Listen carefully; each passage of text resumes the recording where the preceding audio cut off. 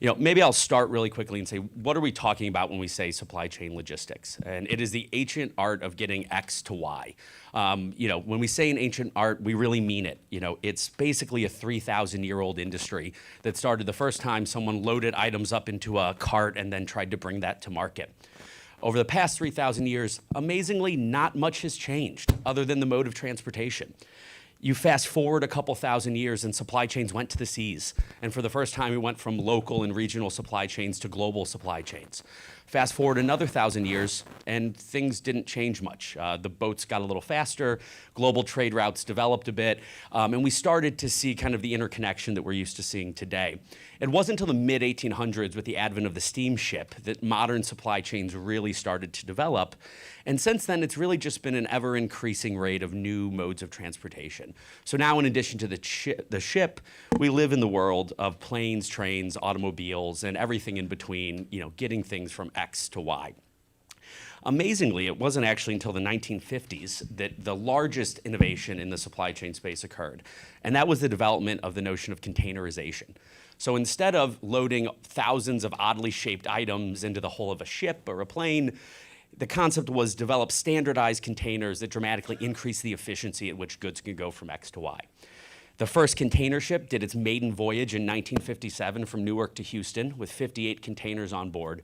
What was so amazing was not the number of containers, but was the unit economics that resulted from this.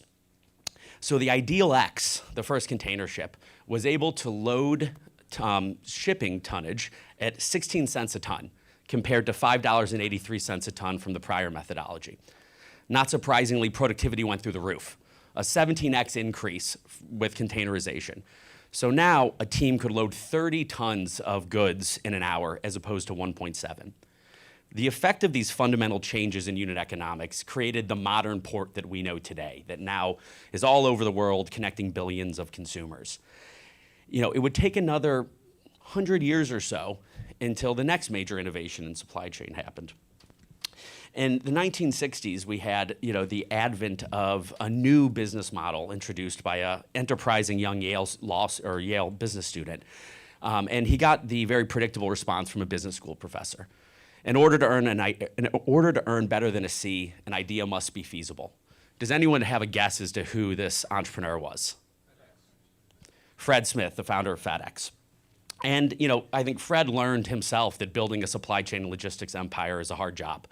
A couple years in, he got down to $5,000 left for the company, couldn't fuel the FedEx planes the next day. So he did what we all would do, went to Vegas, hit the blackjack tables, and turned 5,000 into 27,000. FedEx planes flew on Monday. The rest is history. And we really learned that if you want to build a supply chain empire, you have to do whatever it takes. Today, FedEx is a $40 billion market cap company, and while we have companies to look at like this, despite all these changes, we go back to the thesis that things really haven't changed that much. Slightly newer cars, better planes, larger ships, certainly, but not that big of a change in the end of the day. Today, we think that's different. The evolution of consumer attitudes combined with new technologies are creating an inflection point in supply chain and logistics. And we think there are a couple gravitational shifts that are occurring right now that are going to drive the next generation of supply chain and logistics innovation. I'm going to take 2-3 minutes and just highlight a couple of those shifts. The first is just growth. It's pretty straightforward. From 2015 to 2021, total container and global shipping volumes going up about 33%.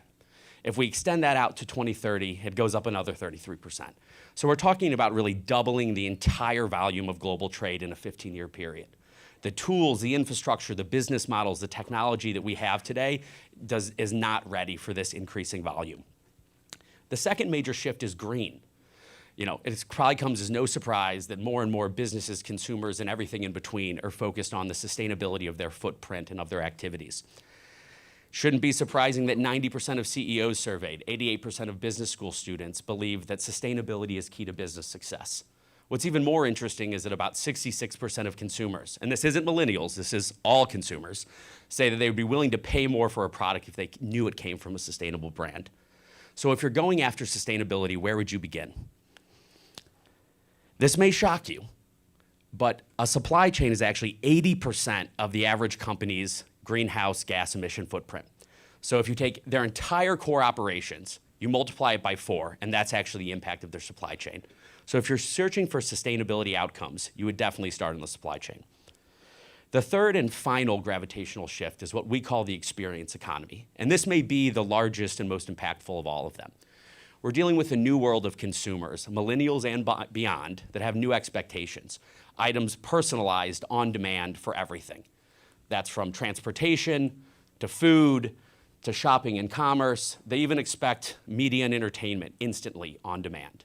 It should come as no surprise that this is having a major impact on the supply chain and logistics industry as it is fighting to keep pace with these consumer demands. Since 2015 by itself, the average click to front door time period for Amazon has gone from 5 to 3.5 days. Not surprisingly, every other merchant is constantly chasing and fighting to keep up. Today, Amazon's built a nearly $1 trillion company, being the most sophisticated supply chain and logistics business in the world. And they're not stopping there. With the recent announcement of one-day shipping for free as part of all Prime memberships, they're creating a new normal. When we talk to some of our partners in the space, they expect same-day shipping to become the new normal. And so Amazon is pushing forward with kind of these new expectations of timeliness and speed, and the entire supply chain and logistics industry is trying to keep pace. It comes as no surprise that RBC thinks that one-day shipping is a $24 billion a year revenue opportunity for Amazon. That's 10% of their entire revenue base. And that's because supply chain, in the end of the day, really does drive consumer experience and consumer value. And how are they getting there? Not just with us. Over 200,000 robots now operate in Amazon warehouses. And everyone presumes the value of this is replacing the cost of human labor. But what's so interesting is that the real value is about space and efficiency. An Amazon robot-driven warehouse, which has twice as many robots as people, is 20% smaller and holds 50% more inventory than the standard Amazon warehouse. So as they start putting up micro-fulfillment in New York and Mexico City and London and Beijing, these types of highly efficient infrastructure are going to be mission critical. But it's not just the warehouse. Last year, Chinese firms bought about 90,000 industrial robots. Next year, it'll be 175,000. So end to end, we imagine that there are going to be millions of warehouse workers, supply chain workers, whose livelihood is being disrupted with automation. So when we think about what is the future of supply chain and logistics, we have two overwhelming forces. We have constantly evolving consumer demands and expectations with ever-evolving technology. And we think at the intersection of those two things, we're going to see breakthrough innovation. So the purpose of today is to identify, discuss, explore some of these themes and topics that we think are really going to define the breakthrough innovation of supply chain and logistics over the next decade. Thank you so much for your time, and it's my pleasure to introduce Tara Lookabout from the GSVlabs team.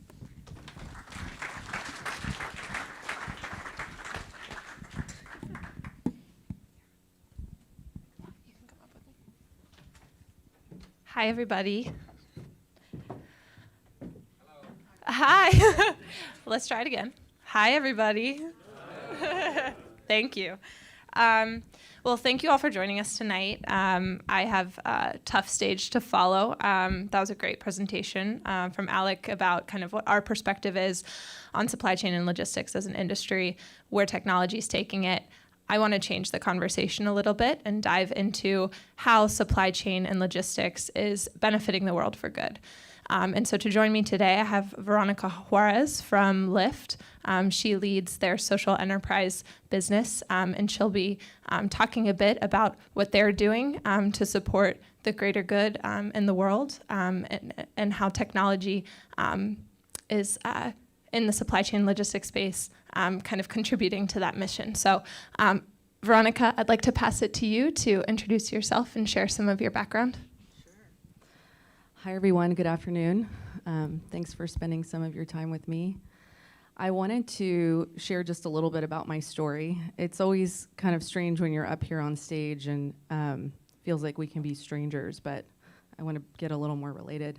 So I grew up in Houston, Texas. I'm a fifth-generation Mexican-American and first in my family to go to college.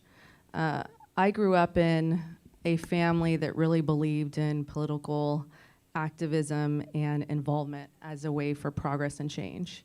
So I grew up stuffing envelopes and block walking with my aunts and uncles. My uncles were president of the firefighters union, and my aunt ran for city council, and all of my family was just really involved in local politics. So when it came time to go to college and figure out what I was going to study, I went to Stanford, and I studied issues of social justice and racial equity. So I looked at systems for change, access, opportunity, a lot of work in the education space, the foster care industry.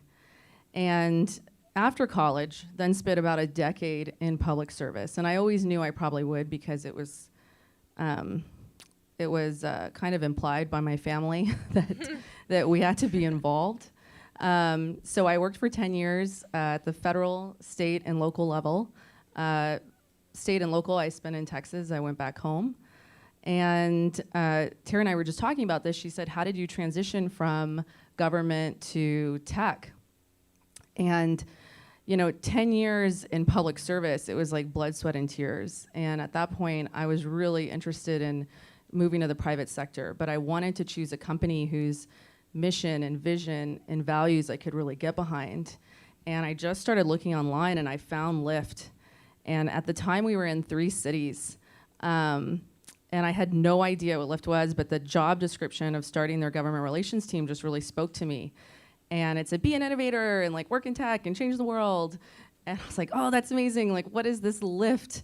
And so I called my friends. They're like, oh, it's great. It's this ride sharing app, and you just, use your phone.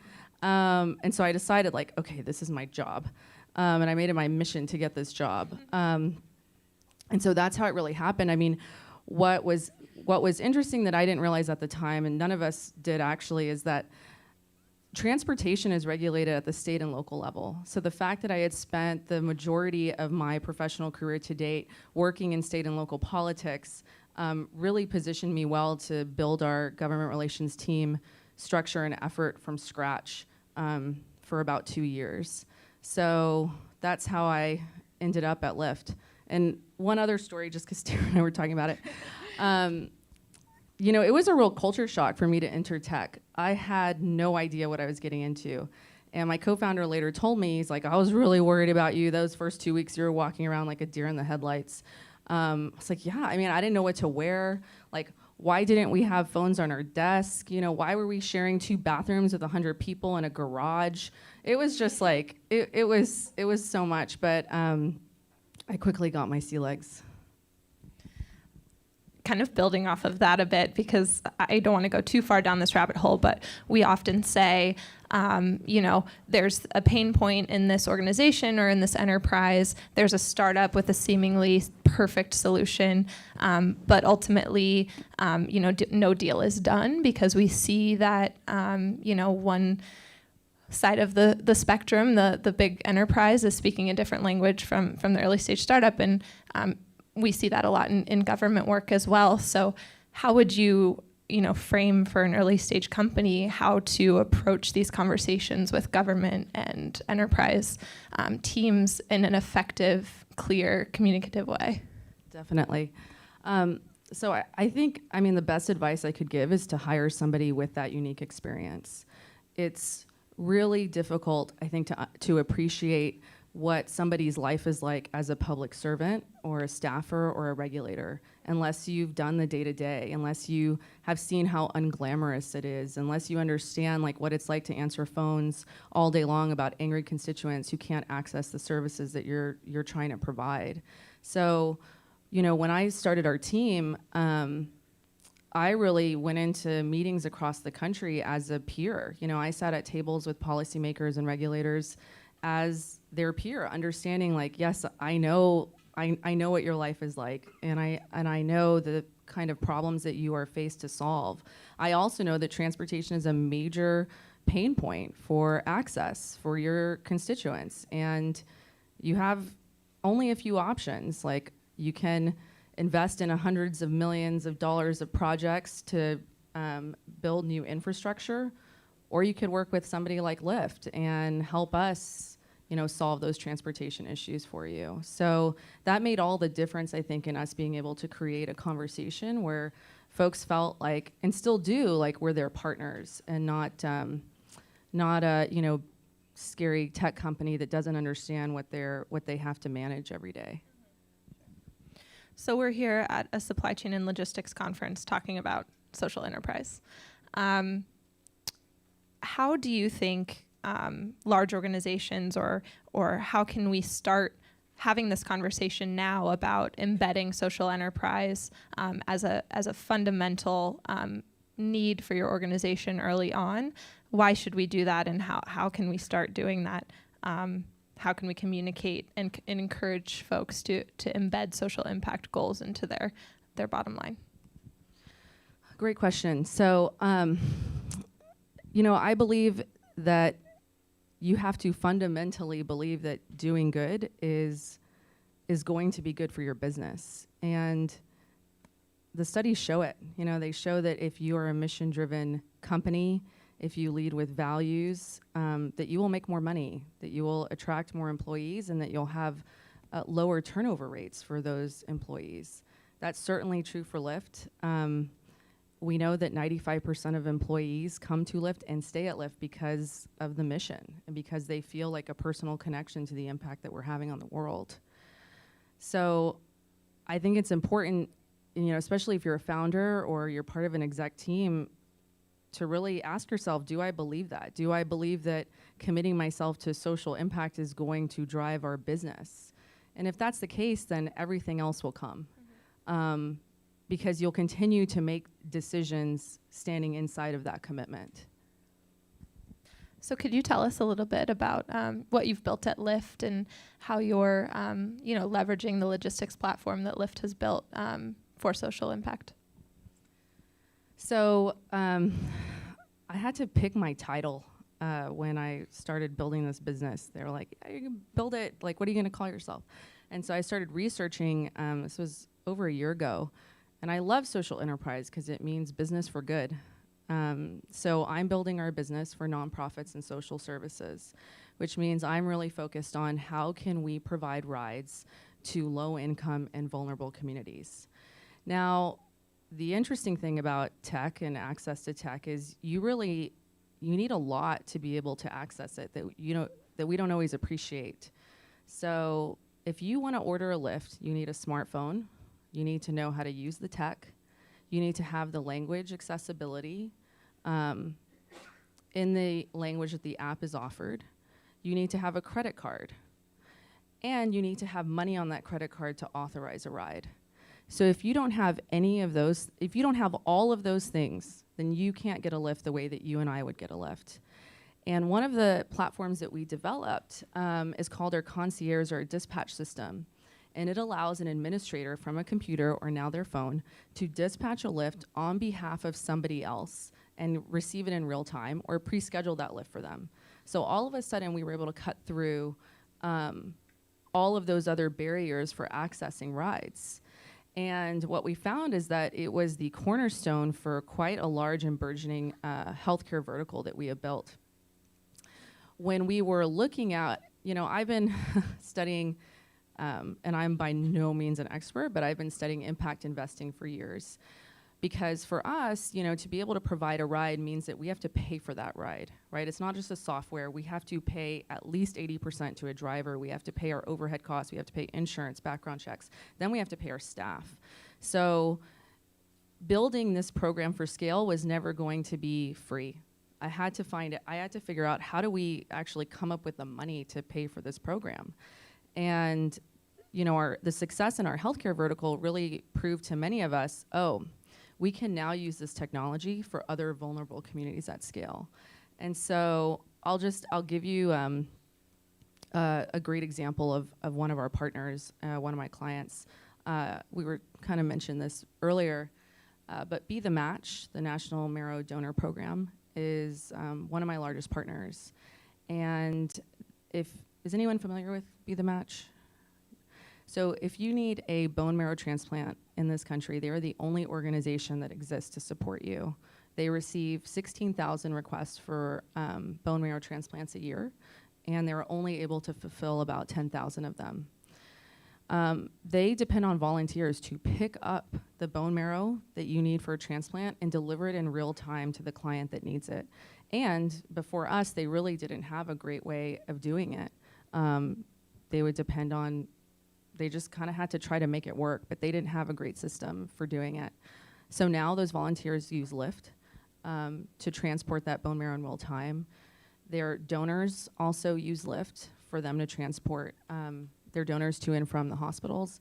Their volunteers, their recipients, also now use Lyft, and their employees are now using Lyft as well. So we've really transformed the way that they are able to move their people around to deliver these life-saving, this life-saving matter in real time. Thanks. And so you kind of touched on it a bit on the impact investing piece, but for organizations that are thinking about implementing social enterprise into their business, what are some standards or benchmarking that they can look to besides profit, of course, since that's not the ultimate goal, but where can they look for guidance? So, it takes I'm going to be honest, it takes a really long time to have success with nonprofit organizations and government procurement sales cycles. It's just a long, long deal, and longer than I thought it would be. So I think one of the most important pieces for us is that we had proven that these products could generate revenue in other ways. That was like table stakes, right? That we didn't just experiment with a social enterprise piece, but we really looked at, okay, is this business going to generate sustainable revenue for us? So that was really key for us to take the jump and say, okay, now let's experiment with something that's going to be a little riskier. Mm-hmm. Yeah, thanks. That's interesting that you brought up the sales cycle, because I think a lot of early stage companies maybe approach a little naively the concept of working with local governments. And aside from that, what do you think is a common misconception that folks enter into the social enterprise world with? I think the biggest misconception is that you can't make money.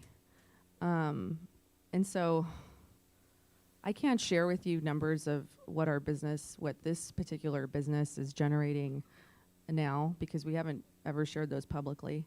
I asked today. But it's meaningful. It's a meaningful and significant line of business that is growing and that we will now continue to invest in.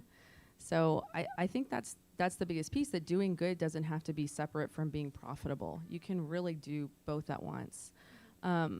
One program I'll also share with you, so, we want to be everyone's employee provider of choice. So if you're at a company and you're traveling for work, we would love for you to use Lyft. And if you're not already doing it and you would like to get inside a contract, please get in touch with us.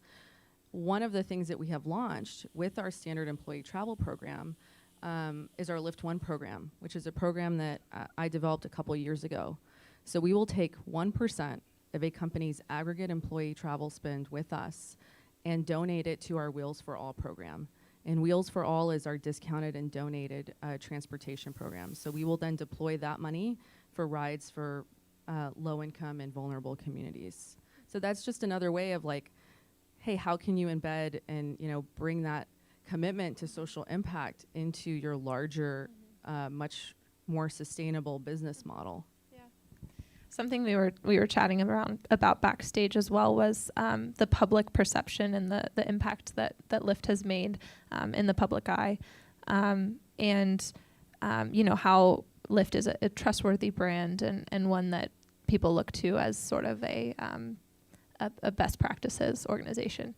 How do you think that the Lyft social enterprise business has contributed to that mentality, and how have you seen kind of customer sentiment towards Lyft evolve over the past few years? Sure. So the business I am leading is really a product and offshoot of our company's continuous commitment to communities and to impact and to standing for something that we can believe in. If you all remember or use Lyft back in the day, you remember pink mustaches and fist bumps and the fact that we encouraged everyone to sit in the front seat and to create a community and like a dialogue with your driver, that we are all interconnected in this way. And that has since evolved. You know, when we went public in our public offering document, we put a stake in the ground and said, this is not just something we talk about, but we will now donate either $50 million annually or 1% of our profits, whatever is greater, to our Lyft City Works initiatives. And that initiative is, there it is. That initiative is to invest in the communities that we operate in 3 different areas. So discounted or donated transportation, transportation infrastructure, which really speaks to our bikes and scooters and multimodal programs, and third, investment in our clean energy initiatives. So we're not shying away from the fact that this is really important to who we are and what we do. You know, we're doubling down on that commitment. We have a couple minutes left, and I want to open it up to audience questions. If anyone has any questions, go ahead and raise your hand, and someone will come by with a microphone. So anybody have a question for Veronica?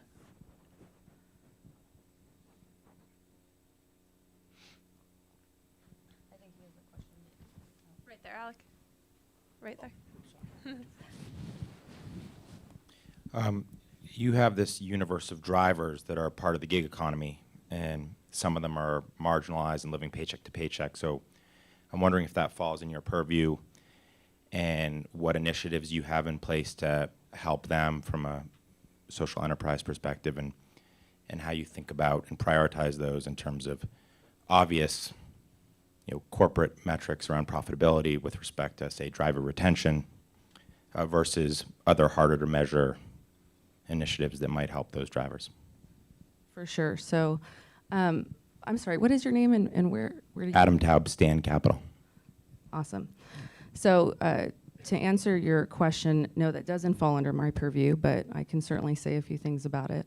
The investment in the gig economy has provided a lot of flexibility for workers, right? For millions of people across America. And it is changing the way that people work. And we also, as a country, do not have all the systems currently set up to support this third way in this gig economy of working. So for years and continually, we work really closely with policymakers and regulators to develop innovative ways to support our driver community, which is at the heart of everything we do, and still allow for the gig economy to flourish. And I'll just say personally, and I mentioned this at the beginning, I grew up in a union family, right? With my dad has always been active. He's still active in the plumbers union in Houston. And so growing up in a union family and then advocating for a gig economy company is it shows how much we have evolved as a country in terms of the way we're working. But that doesn't change our commitment to drivers and our commitment to support them. And one point I will add to that is that we were the first company in this industry for years that allowed consumers to tip to drivers. And to date, drivers have earned over $1 billion in tips through their ability to do that through our program. That's fantastic. I think we have time for one more question. Alec, if we could get the mic. Oh.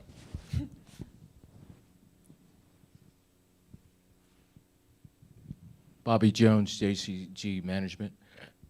Cannabis, it's legal. A lot of people are in pain.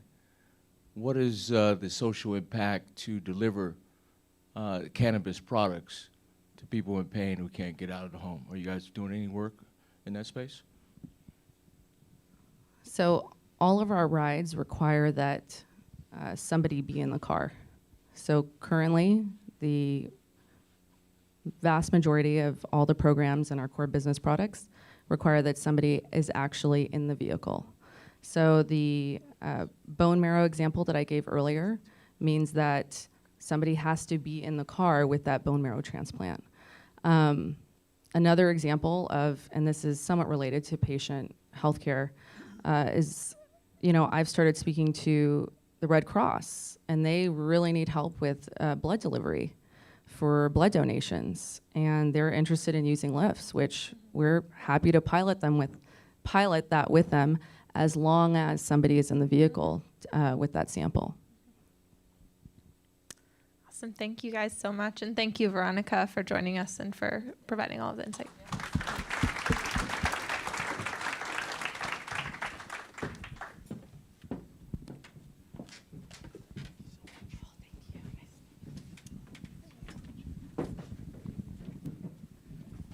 right, friends, we are ready to go.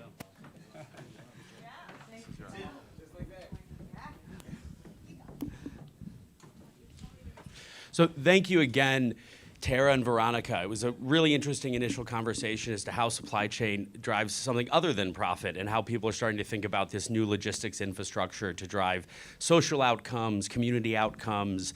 But now I have the real opportunity to invite up to the stage Jack Paley, who's one of our enterprise innovation managers, to lead a conversation around the future of mobility and how things are going to continue to get from X to Y. Hello, hello. We might need some chairs up here. While we're waiting, if anybody over in the back would like to filter in, we have some open seats over here. No pressure, but if you'd like.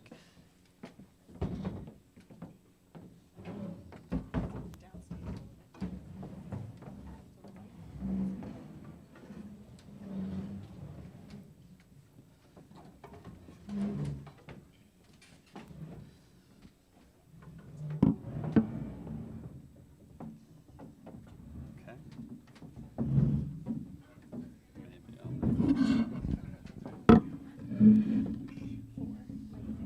Maybe I don't know if they're all on, but let's turn them on.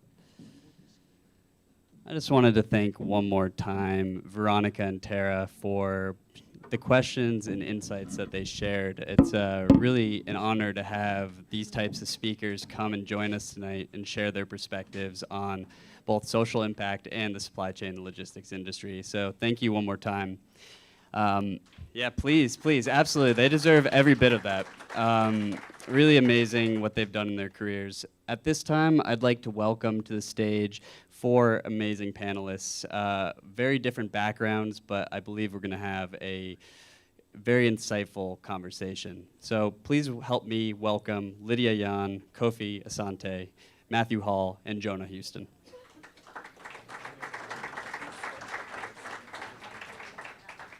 I'm sorry? Okay. Yeah. There you go. And then Perfect. whichever chair.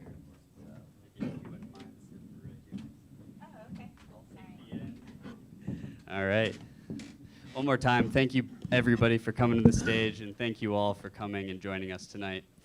So I want to kick off in a very low friction way by allowing our panelists tonight to share a little bit about themselves. So if each one of you, starting with Lydia, wouldn't mind just sharing for about a minute a little bit about your background and what brought you to the supply chain logistics industry.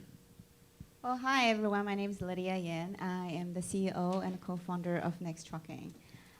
We call ourselves the first trucker-centric marketplace where we connect shippers with small trucking companies. My background is really e-commerce. I worked at the $2 billion e-commerce company for a couple of years as their marketing executive, managing about $20 million marketing budget. The reason why I got into logistics is really because my family have a 3PL company, Southern California, and we operate a few warehouses. And then we service a lot of imported goods providers, freight forwarders, 3PL companies, and the partners overseas. So I was never interested in logistics. Like any other girl, I like fashion, I like marketing, I like social media. But really I got into it is one day I went to the family office and I saw one truck driver literally spent 3 hours in our warehouse looking for a container. And that truck driver is from a huge trucking company. And he came in with a piece of paper with container numbers jotted down on that piece of paper. And we took 3 hours looking for that container, couldn't find it. And at the end, we found that he put the wrong number on it because he got the call from his dispatcher. He wrote it down on a piece of paper.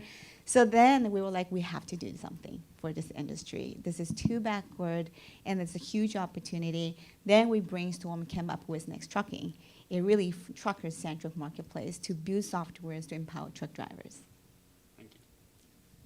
Awesome. How's everybody doing? Good? Awesome, awesome. My name's Kofi. I'm the head of strategy and business development at Elroy Air.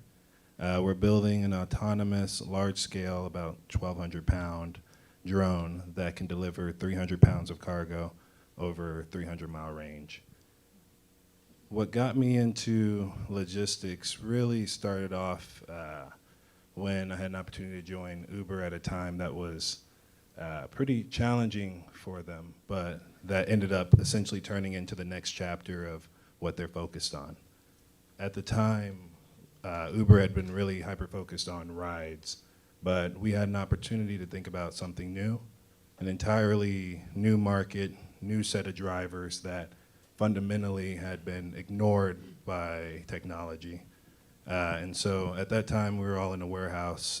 They had acquired Otto, which is an autonomous trucking company at the time. I joined them at that period of time for us to think about jumping into building what we then called Uber Freight. Uber Freight grew pretty drastically in the course of the last few years. From there, I also had a similar experience where as we were talking with more of the drivers, we would see that some of the drivers would be sitting at warehouses and facilities for hours on end. Understanding that truck driving employs more than 3.5 million people all around the US, we realized pretty quickly that if we can solve this problem for one of the drivers, we're really tapping into a pretty special market that we can help out a good amount of families and people who are working hard to get us the things that we need. So at that time, the main problem that I was hyper-focused on was thinking about how do we fundamentally increase the utilization of our drivers. At the time, something had come into play called the ELD mandate, which had limited essentially the hours of service that a truck driver could operate. So even if you're at a facility and it's not your fault, you would have to go home with less pay that day. So it created something that I called Power Loop, which essentially allows for a shared group of trailers to be loaded ahead of time, and then any truck driver to essentially be able to loop to their next load with their power unit.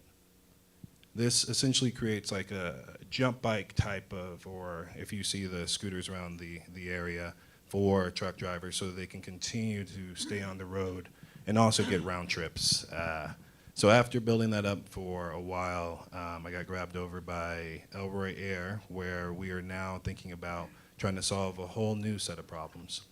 Right now, one of the speakers mentioned that same-day shipping is something that is becoming a core component for parcel delivery.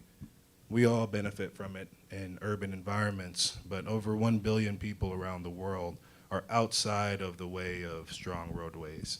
So we were thinking, if the demand for urgent logistics is growing, but infrastructure is fundamentally staying the same and not trending, we need to be able to decouple the two. So we built a very, very large-scale drone that will enable a new modality different than just ground or airports with planes. And we've been able to start flight tests as of a couple of weeks ago. So I'm thinking about what markets, what regions we're going to be going to so that we can continue to connect communities that are disconnected by that stuff. Yeah. Thanks, Kofi. Very cool. So I'm Matthew Hall. I'm the Vice President of Business Development at Peloton, not the bike company, but the trucking company. No discounts for you. No discounts on the bikes. We're actually at the vehicle automation space. We work with Class 8 trucks, and we're solving a pretty substantial problem. Kofi mentioned ELD and hours of service, and there's obviously a huge driver shortage out there, which I think everybody's aware of, and the aging population of drivers. And there are a number of different challenges right now in the industry, and our technology is designed to solve a lot of those problems, but primarily the most interesting one is bringing automation in a real commercial context to the Class 8 space. so traditional trucking. Similar to Lydia, I grew up never really having any interest in trucking whatsoever. My past 2 positions were in the luxury passenger car space. I worked at Porsche, and before that, I was at Mercedes-Benz, building products for people that drive fancy cars. So essentially, that's what my background is. But what it really interested me in Peloton when I started evaluating whether I wanted to start this position was the fact that we could have a measurable impact on the way that people get their goods and see what it is that's in their hands. And there is a measurable problem that currently exists in the market and a lot of ways to solve it. And it was an opportunity to become an executive at a company that was solving that major challenge. What I didn't realize was exactly how complicated the problem was and how difficult it is to actually solve those problems. And so that ends up being the reason why I stay in the industry, but how I got there was kind of a roundabout way. Thank you. I'm Jonah Houston. I'm the creative director at GSVlabs, which is a joint project between the Ford Motor Company and IDEO, the design consultancy based here in the Bay Area. I think I'm last in the lineup and the kind of outlier of the group. I spend all of my time and all of my career thinking about, or at least now thinking about how to help Ford think about what comes next. So we're thinking a lot about systemic solutions to urban congestion.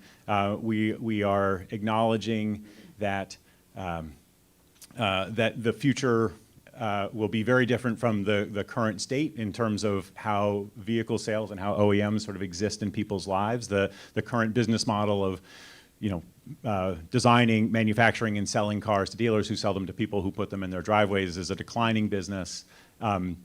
And we at Ford want to continue to be around for another 116 years. So we're thinking hard about not only how delivered goods happen, but also if you sort of abstract that out and think about the impact of autonomous vehicles in terms of just how movement happens in urban spaces, there is a fair bit of overlap in terms of how we think about what's coming and what's happening here on this stage. Amazing, thank you, and truly inspiring, all of you. I have to say, what you're building is not only great business, but it's helping the supply chain, which is the backbone of how we all get things, how we all live our lives, how we all can build lives around what we're interested in. Something that I want to touch on, because I believe you all kind of briefly mentioned it, was the supply chain logistics industry is traditionally low tech in a lot of ways. And we're at this pivotal point. It's changing a lot. Lydia, in your experience, you said that you were dealing with truckers who were mainly working with physical pieces of paper and non-organized ways, and now it's moving to digital. Kofi, you were trying to match capacity of drivers who likely were similarly recorded on paper-based systems, and so on and so forth. So what I want to touch on is, what challenges have you experienced bringing tech-forward solutions to this industry, and what about customer adoption has been particularly challenging? If you could touch on specifically what you've done or what suggestions you have to create strong customer relationships when you're bringing these tech-forward solutions to the market, I think that would be incredibly helpful to the audience and to myself. Well, what challenge is super easy industry? Yeah.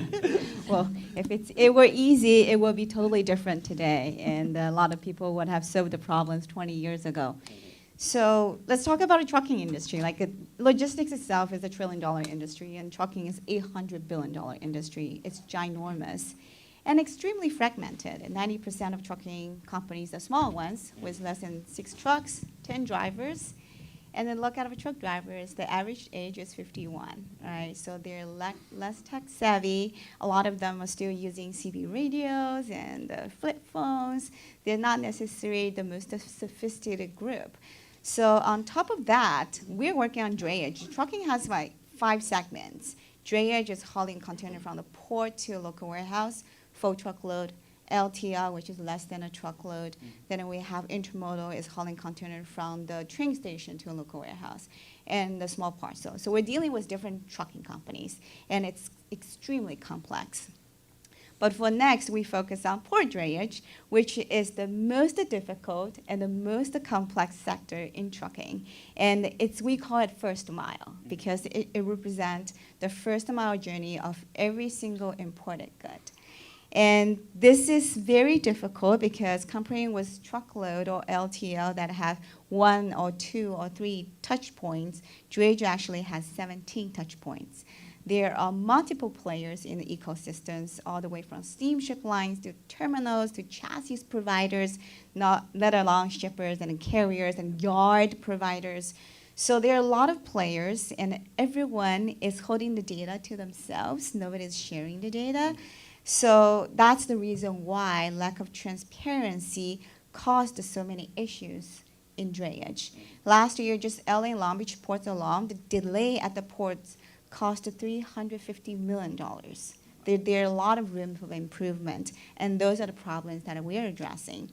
So we call ourselves the first trucker-centric marketplace because we wanted to connect enterprise shippers with small trucking companies, which represent 90% of the industry. And we wanted to build software to empower the smaller guys and put them on our platform, give them software that they couldn't afford in the past, and also empower them to get more loads and make more turns so they can really make a living, not just to survive, but to thrive. So that's what we're focusing on, and our strategy is really to empower drivers, which actually is our company mission, empower truck drivers and make freight painless. I love that. Yeah. Jumping off of what Lydia was able to articulate, when we were launching Uber Freight, it started off with a very similar trend, which was if we can make sure that our truck drivers are happy, then our shippers are going to be happy, and then the cycle continues to go. One thing that Jack, you alluded to was, the challenges that we face in that market. We end up being in a situation where sometimes you have this habit or need to feel like you know how to solve the problem off the back. What we did in the earlier stage is we actually switched that narrative. So it's what could we do to listen and better understand what the problem was? And from there, that's where we started to allow our strategy to kind of form a little bit more. Jumping over to Elroy Air and thinking about this next wave, which is an entirely new modality. There's trucks, there's helicopters, there's planes. This fits into a new category. What's been really, really helpful is to try and simplify a lot of the complexity. For customers, for regulators, for different leaders around the world, we had to tap into the specific thing that they're trying to optimize for. So from a regulatory perspective, we ended up realizing that they're trying to de-risk a lot of their scenarios. So as we're talking with the regulation in the Bahamas or in South Africa or in Australia or any of the other places or Japan, we ended up coming to the conclusion that all of the other elements of our engineering, of our economics, are not necessarily going to be as relevant as the reliability that we could provide for them. So being able to do things that focus on the specific type of pain points that they're trying to optimize for ended up helping out a good amount. On the other side, when we're thinking about customers and the respective things that they're trying to optimize for, sometimes we would hear stories about what exists and how we could replace it. I think we tried to strike a nice balance between here's what you're doing currently and this is what we could do better, but then here are the new service opportunities that you haven't thought about. But instead of giving a variety of scenarios, we tried to once again break down the complex problem into something relatively simple, and we said we want to go from point A to point B, and we want to be able to do that effectively. Here's the pricing for that. It would be similar to if you were going to do this with a truck or do this with a helicopter, only we could do it for maybe a better price. From there, then we start to add in more complex variables as going to other spots or shifting into it. But the first piece was just chopping the complex problem into something a little bit more simple. Yeah. Okay, so first of all, it's really hard to pick one problem and how do you tackle it. It's almost impossible, similar to what Lydia said. But I would say that one of the biggest things that we look at, that we experienced going into the market, is actually this weird inertia that the trucking industry has for the people that are on the ground actually operating. So as mentioned, it's an older population. It's a more reticent to change population, and we're in automation. So when you start to talk to a 55-year-old truck driver who's been doing the same thing for 30 years about automating a vehicle, they start to wonder whether they're going to be replaced, and they start to wonder whether they're going to have to change the way that they do things. And it's a very scary conversation for them. So what we did was we took a very kind of different tact. Instead of saying we're going to reduce the driver in the vehicle or be able to put a vehicle on the road without a driver, what we've actually said is we're going to augment the driver capability, and we're going to make it a pro, almost a skill that driver can learn to make themselves more valuable in the marketplace. And if you provide them with an opportunity to make more money, they like that. Specifically when they're trying to feed a family, or maybe they've got a daughter or a son that's going to college or something along those lines, an additional amount of money is great. And to give you a little bit more context, we're not about automating a single vehicle only. We're actually doing what's called automated follow, where the first vehicle has a driver in it and the second vehicle does not. And so what the second vehicle does is effectively follow the first vehicle, which in my view doubles the payload that a single driver can drive. It doesn't reduce the amount of drivers that are needed. So if you go to somebody like a FedEx or a UPS and you say to them, currently you're running 10 loads a day on this particular route, we can actually make that 20 loads a day with the same volume, the same drivers, then that's actually really important to them. That allows them to have a different financial picture about how they actually operate.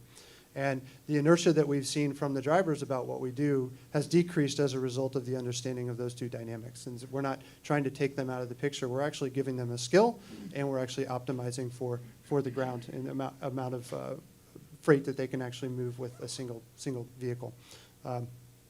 Outside of that, you have to also understand that truck drivers have to deal with people like myself coming in and giving them a project or a different piece of technology all the time. They have to look at different ways to communicate. They have to do with ELD. They have to look at screens. And a lot of these companies are just packing the cab full of things, and the real estate in the cab is shrinking quite a bit. And so if you start to kind of overload their minds with things that they have to do and things that they have to understand, it becomes very challenging.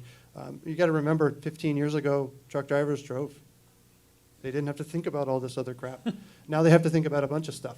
And so if you add on top of that, it becomes a little bit more difficult for the truck driver to understand exactly what their responsibility is. And by providing them with an easier solution is absolutely the way to go.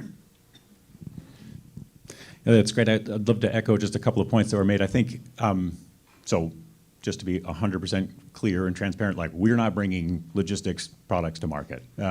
However, I can build on a point that Kofi made about the importance of listening and the importance of sort of understanding the end user experience as a critical part of the performance of the product, right? And so recently we were having a problem with one of Ford's digital products. The remote unlock off of the app was taking an extraordinary amount of time, and we were hearing lots of complaints. But we had this like sort of poignant, really salient story that kind of brought home the problem in a way that made it feel very human, which was actually a Ford employee his wife had accidentally locked their baby daughter in the car, and she called in a panic because the car was locked, and he was like, "Hang on, like I can fix this."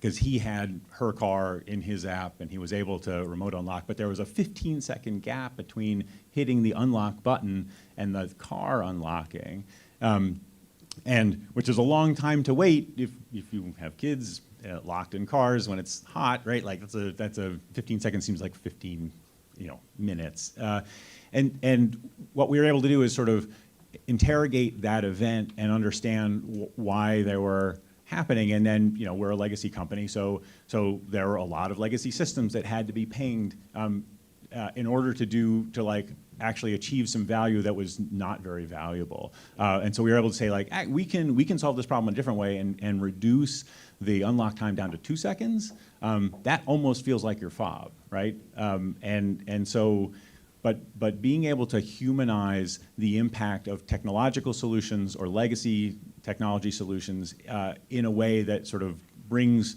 the human value into that equation will at least speed up the response and sort of make it so that people are wanting these changes as opposed to like having them shoved down their throat.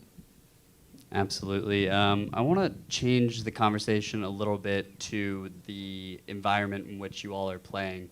I believe every speaker on the stage has talked about how the supply chain and logistics industry is changing fastest right now and how there are so many people entering the space looking to solve problems. Lydia, you said yourself there are 17 problems with drayage alone. Matthew, you were trying to figure out which problem to talk about, and also you were saying 15 years ago, truck drivers, they drove.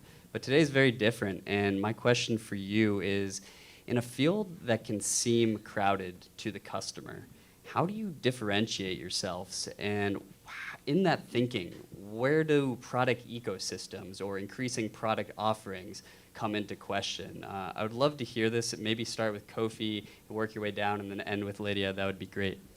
Yeah, I think my solution was to get into a different market. With Uber Freight, we were in a position where when you're thinking about the brokerage market, and Lydia could talk much more knowledgeably about this, it's pretty mature. There are 3.5 million truck drivers out there looking for loads, hundreds of billions of dollars of loads that are moved every year, and you're in the middle trying to play into that ecosystem. What we decided to do when I was building up Powerloop was to think about the process changes that we could actually enact, which meant setting up a new system that fundamentally changed the experience of a truck driver. That ended up being a solution that I think has been going pretty well over there, and I'm excited to see that continue to trend in the right way. The new market, though, we actually have the inverse problem, which is how do you think about creating a new market that fundamentally hasn't existed before? There's air cargo by planes, by helicopters, there are trucks, there are Sprinter vans, but there fundamentally has never been this size drone really ever until a couple weeks ago. So now we're in a situation where we have to try and explain this narrative and this vision in a way where it's still maybe a year or two from actually being able to go to market, but that gets the attention of the decision makers in a way that makes them actually want to do something today.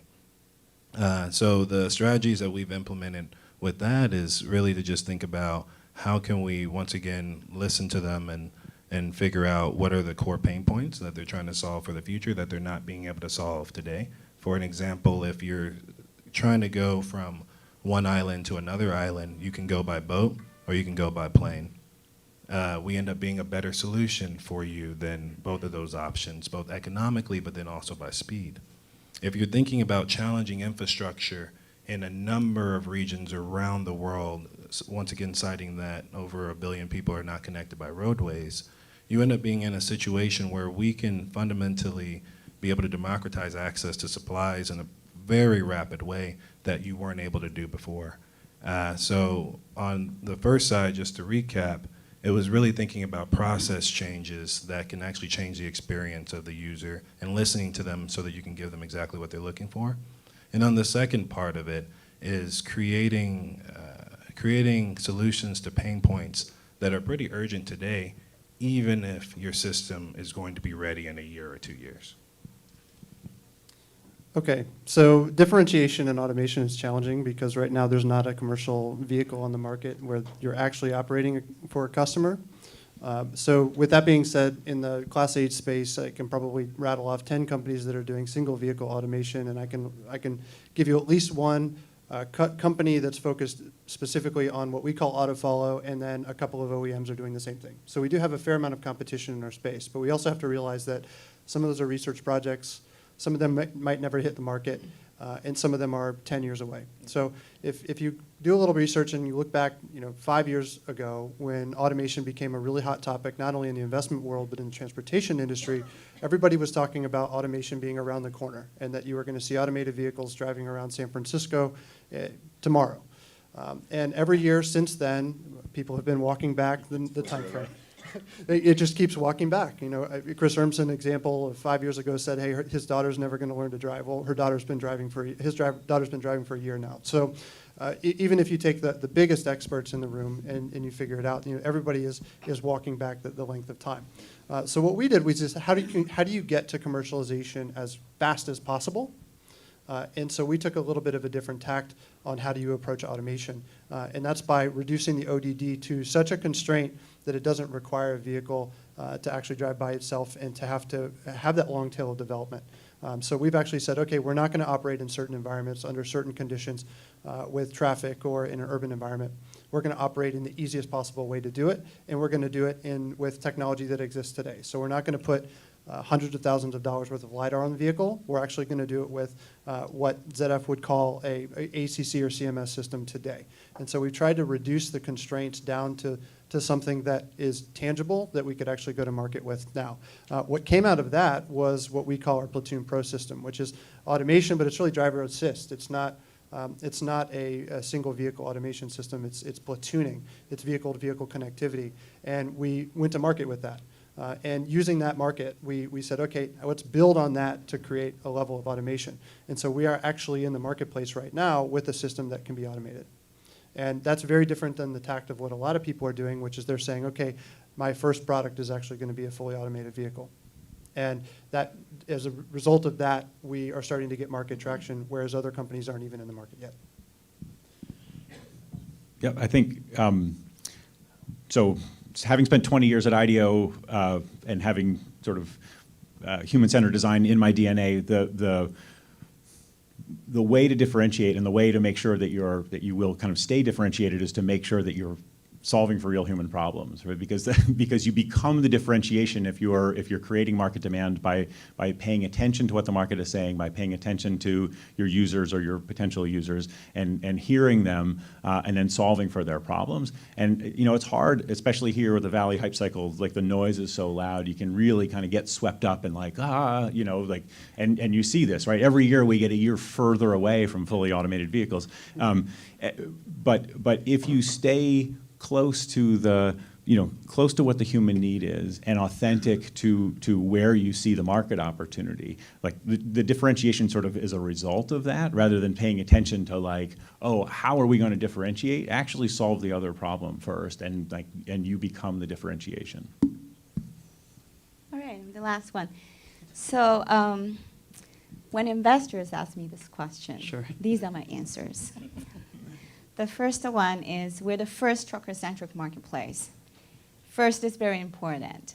The reason why it is important is truck drivers is the core of the business. We are having a trucker shortage problem. That's actually the industry's largest problem. That's also the reason why we put majority of the focus on truck drivers. How do we empower them? How do we organize routes for them? And how can we organize a trip for them? How can we allow them to take the loads that they want at the time that they want? And how can we make them $1,000 a day? So those are the areas that we worked on is we offer predictive load offering capabilities. We provide small trucking companies a free fleet management softwares. So that allowed Next stand up. And the second is we're the first one that is tackling drayage problem, which is the most complex, most difficult trucking sector. The reason why we're doing it is, one, we're headquartered in LA, the largest port of the whole country. 40% of merchandise in this country are imported, and 30% come into LA and Long Beach ports. We're sitting ourselves in the really important place. And a lot of customers of us are actually using the drayage services and the truckload services that we provide. And we always said everybody talk about last mile, mid-mile, but not many people talk about first mile. But first mile is as important as last mile. Imagine the first domino didn't fall correctly, it's going to impact entire supply chain, which means 40% of our shelves will be empty. And we will have no food to eat, no clothes to wear, no toys for the kids. So that's what we do differently. And third is we move very fast. I think we're a very competitive company from top down. And we wanted to, I always talk to my team is, the speed is the only competitive advantage. You have a great idea, you have great resources, but at the end of the day, it's execution. How we can do it well, can we do it the best. And the company was built 4 years ago. We founded the company 4 years ago, October 2015. And we grew 100% year over year, and we're very profitable. And we also brought in great blue chip investors like Sequoia, Brookfield. Last round we brought in Brookfield Growth Venture. The reason why we brought them in is because they own terminals. And because we're tackling a very difficult problem that is drayage, and it involves terminals, steamship lines. And this is a highly relationship-driven industry. So we need to have the knowledge, we need to have the relationships on top of the capital.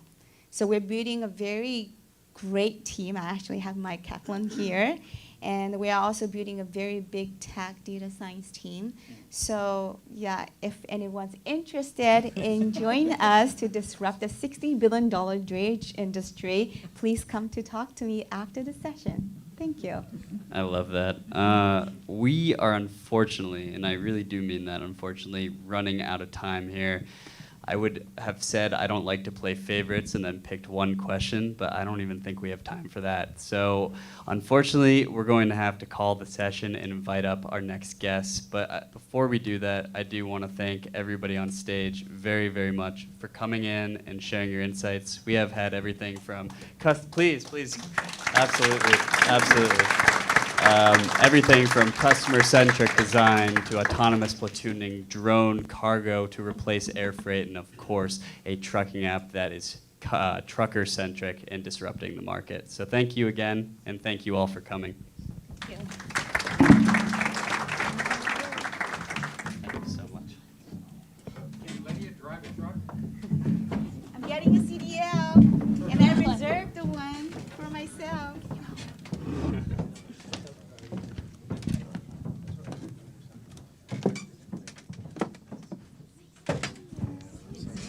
Good to see you again.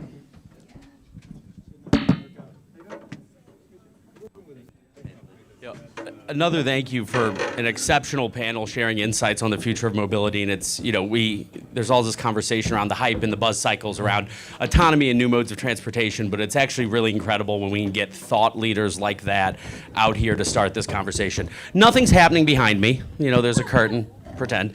But we're really excited. We have one final interview for everyone, and then we will be transitioning to a couple rapid fire startup pitches and then moving to networking. It's my pleasure at this point to welcome up Raj Rao, General Manager of Industry Platforms at IBM.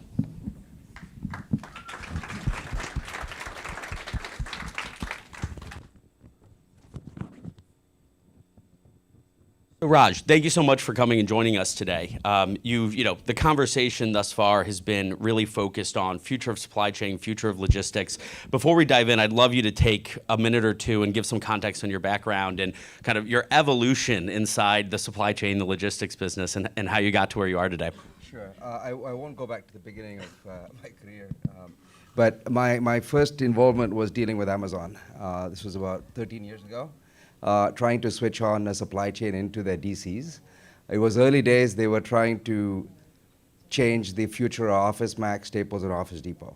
Basically, try to destroy their businesses. And when I was at 3M, these companies were major accounts for Post-it and Scotch tape and this, that, and the other. So hearing that threat, the question was, do we want to fortify our relationships with the existing companies, which bought in truckloads? We ship stuff to their DCs, they pull that into their stores, and most of the purchases are contract purchases. Amazon's bet was that the office buyer would behave the same way you and I behave right now, which is they would departmentalize purchases and they would buy on demand.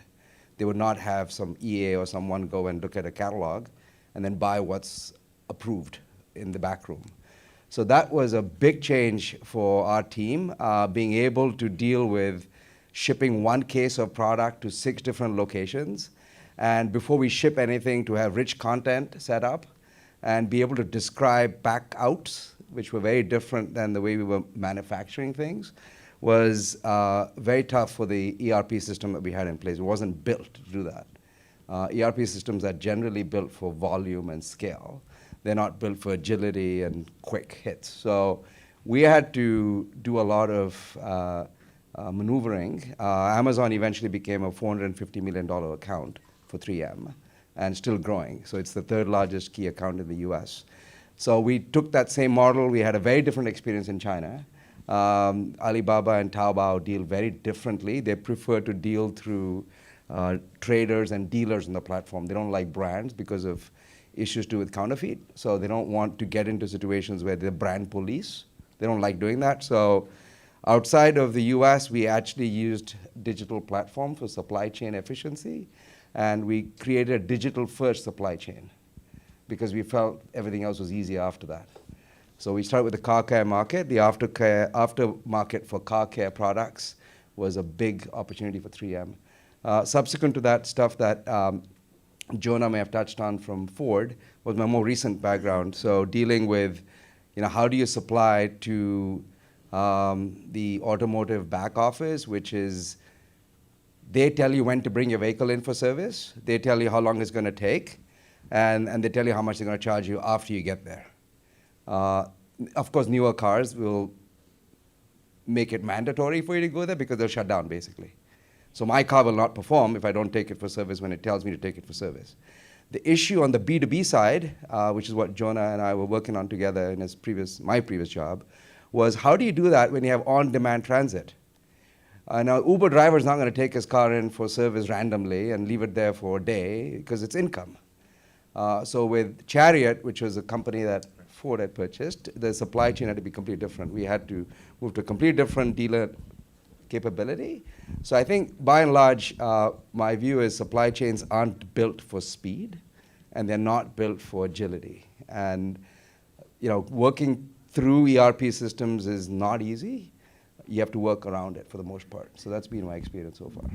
So, starting with how do I get a case of Post-it notes to the right place at the right time, to how do I get people their car back, and now how do I create the technology platforms that are going to enable businesses all over the world to do that exact same thing. We've been having a conversation around the opportunity in supply chain innovation, but I'd love to get your thoughts on, what are the challenges that we're solving for? What are some of the big, hairy, audacious goals that we should be executing against in the supply chain space?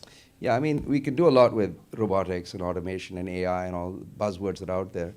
I think the most fundamental problem we probably have to cope with, and the generation immediately after that, is much simpler challenge, which is surety of supply.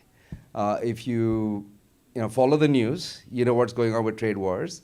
You've heard about Brexit. You've heard about all the challenges to existing supply chains. And it's not an easy problem to go solve. When you raise tariff barriers, mostly man-made, it locks out certain supply channels. And to switch on a new supply base is very complicated. You can't shift manufacturing from China to Vietnam that easily because the ports in Vietnam cannot carry that load, even if they can manufacture it. So I feel that, what you mentioned, I think what I was taught is this notion of VUCA, which is the world is very volatile, it's uncertain, it's chaos, it's ambiguous. It's not getting better, it's getting worse.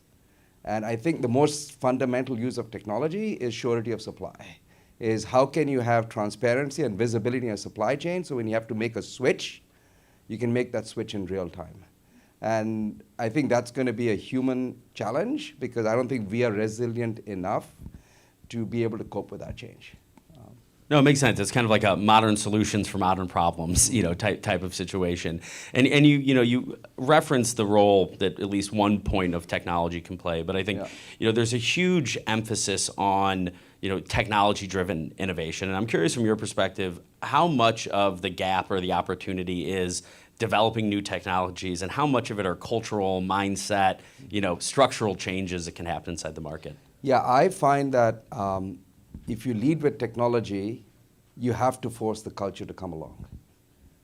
If you lead with culture, you're never going to climb the technology curve because by and large, we don't like change. We prefer certainty. It's just programmed in our DNA. As hunter-gatherers, we always want certainty of food on the table. So I think it's, lead with technology. I work with a lot of retailers now, and I think they are trying to, respond to you and I wanting to know where this food is coming from, you and I wanting to know what's in the food. How do you get that information in real time? How do you provide trace in real time? How do you have provenance on it to prove that it's organic or sustainable? And that's forcing a cultural shift at the back room of Walmart and McDonald's and all the big guys who have never had to deal with the millennials with their iPhones, right? That are saying, I'm going to go to Sweetgreens instead, where I get all that information, right? And I'd rather go there than come here and not know where the chicken came from. So I think we saw Carrefour do that in Europe, and they decided to do it with private label chicken. And they switched on a complete private label platform with chicken, led with blockchain. They transformed how they managed cold chain. And then the culture of the organization was you have to get caught up with the opportunity to bring more people into your store and sell them higher value product. Well, and what's so interesting about that is, you're leading with the use case, which is one of the core challenges I think that we've seen, at least as these emerging technologies come out, is the tech in a vacuum seems really compelling, but until you really find how that fits into a workflow and how that fundamentally changes business dynamics, adoption's hard. I think one of the buzzwords we hear a lot about inside supply chain and logistics is AI, IoT, kind of this intelligent new world of data, that maybe it provides transparency, maybe it provides precision and flexibility. As you look at the AI, IoT, and kind of emerging data space, what are you excited about, and what do you think is more hype than, reality? Yeah, I'll give you a slightly longer answer to that if you don't mind, okay? So I'm going to go back 35 years, okay? 1975. World population is 3.5 billion. The average human consumes about 1,800 calories, okay? You fast forward 35 years, our world's population has doubled, and the per capita consumption is 3,600 calories, okay? GDP has grown from 20 trillion in that time frame to 80 trillion, okay? So four growth in our ability to spend, and twice the population. So the per capita income has grown not linearly, but exponentially. What that means is that we have a lot more people to feed, and we have to feed each person a lot more. That presents a huge challenge in terms of how are you going to now let IoT and AI and ML solve that problem. That's an existential problem, because 2050, you're going to have another 3 billion people around us who are going to consume even more processed food than today. So the problem is not going to go away with time. It's going to get more and more.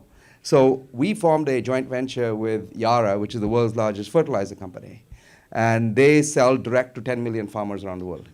And our goal was to put agri-IoT sensors in the ground, because the one thing you can't do is, unlike traditional supply chains where you can tell someone, I want 15 of that on Tuesday afternoon, the truck's going to get to you at 4 p.m. Make sure your dock's ready. Load the truck. It's going to go out. You can't tell that to a cucumber plant.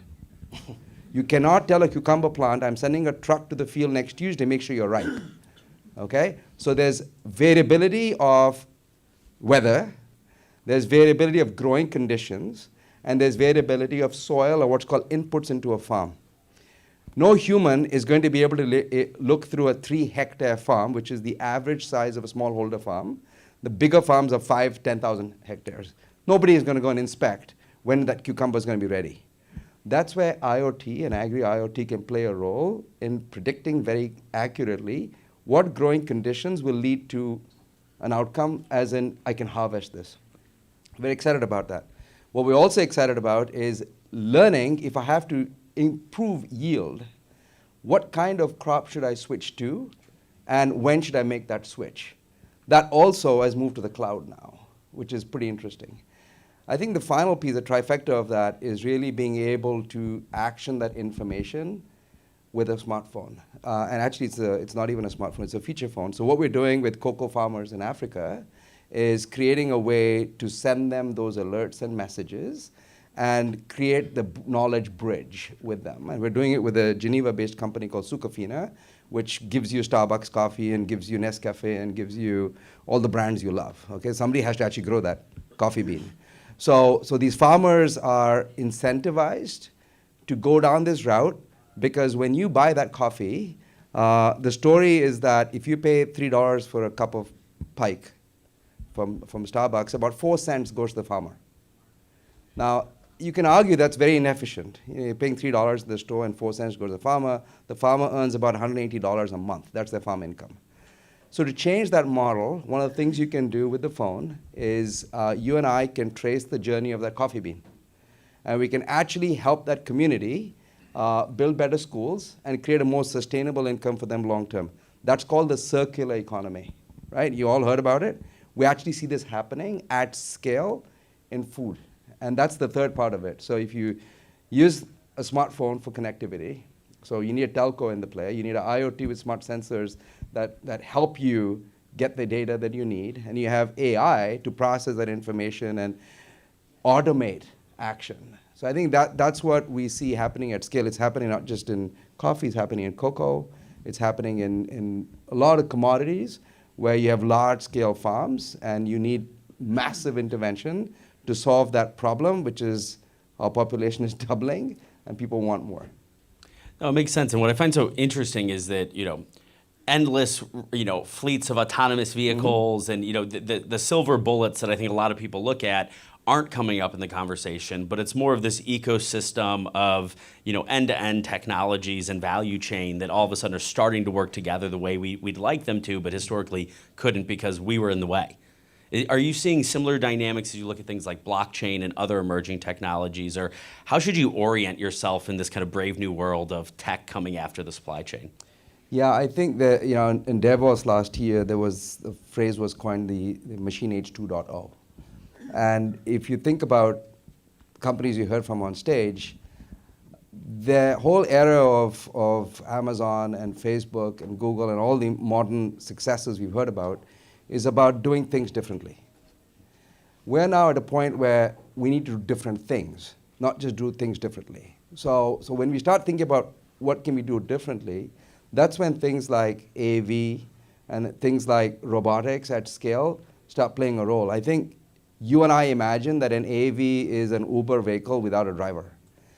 That's not a winning use case. The winning use case is the company I visited yesterday restocks all the Starbucks at night. And for noise abatement, they have to do it between 10 p.m. and 4 a.m.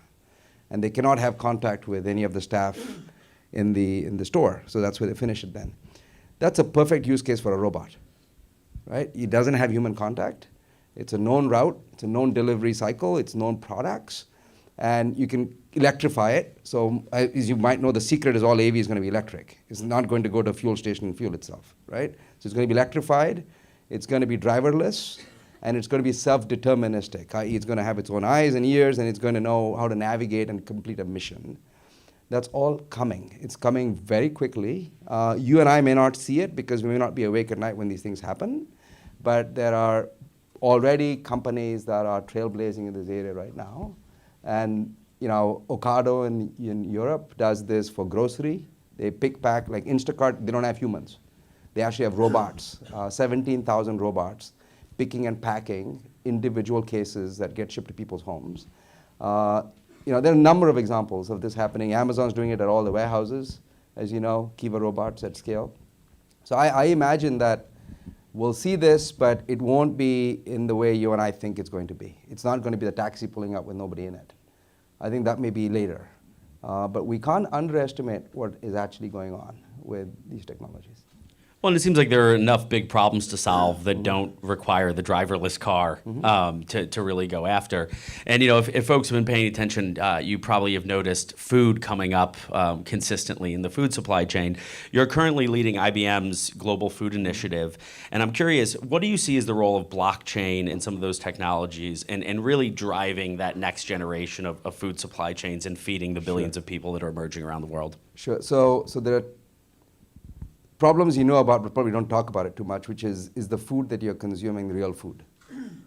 And there's mislabeling and there's fraud, both going on, okay? There were some recent articles in Wall Street Journal about the volume of food fraud and food mislabeling in the seafood industry in New York. 72% of the seafood being consumed is not really seafood. It's just mind-boggling. So I think job number one is provenance. Is this thing actually what it purports to be. And that's not a simple problem to solve. That is very complex because immutability of the data and permissioning of the data and sharing of the data is an ecosystem play like the fax machine. And a blockchain is similar to an ATM network or a fax network, right? Everybody needs to be on for everyone to benefit, but you don't have to see everyone's data. You only have to see data that is permissioned to you. And you shouldn't be able to erase data and change it because it's just bad habit to go and change something that's not true. So blockchain has captured the imagination of a lot of retailers that want to build trace and provenance.